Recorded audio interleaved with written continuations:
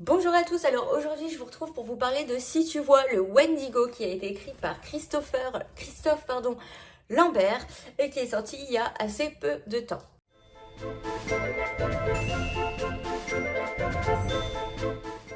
Alors, si tu vois le Wendigo, donc c'est l'histoire d'un jeune homme qui vit, qui vit dans les années 50 aux États-Unis, dans une petite ville, petite ville un peu typique des années 50. Et en fait, il va commencer à se passer des choses assez bizarres dans son quartier. Une de ses voisines qui sort toute nue la nuit, avec le nez en sang, etc.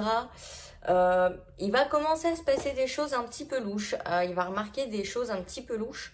Et on va lui parler du Wendigo, donc une créature mi-homme, mi-cerf, si je ne dis pas de bêtises, donc avec une tête de cerf, des grands bois de cerf, mais tout le corps d'un être humain.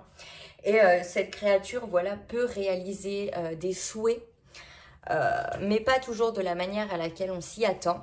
Et c'est une créature assez effrayante quand même, qui vivrait dans les bois, donc juste à côté de la petite ville dans laquelle l'enfant vit.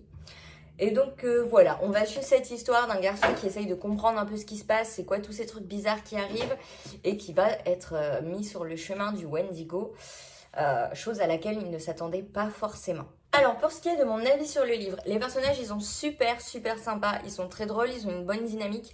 Moi je les ai tout de suite beaucoup aimés, ils fonctionnent tous très bien ensemble. Ils ont des personnalités aussi vraiment intéressantes, très différentes, et j'ai adoré suivre leur histoire, apprendre leur histoire, etc. C'est des personnages auxquels on s'attache très vite. Ensuite, pour ce qui est du style d'écriture, alors il est super accrocheur. Vraiment, j'ai eu du mal à décoller mon nez du bouquin. Je l'ai fini en une journée parce que vraiment, j'ai pas su le lâcher. C'est hyper prenant en fait comme style d'écriture. Et ça m'a fait passer un moment mais juste merveilleux. C'est super fluide à lire, ça va très vite une fois qu'on est dedans. Enfin franchement, le style d'écriture est top. Et pour finir, l'intrigue, elle est géniale. Alors on va passer entre le policier, un petit côté enquête, donc le garçon qui cherche, qui veut comprendre. Il y a aussi tout un côté fantastique avec cette créature mystique et magique qui réalise des vœux, on ne sait trop où, on ne sait trop comment. Et donc il y a deux styles qui se mêlent et qui sont vraiment sympas.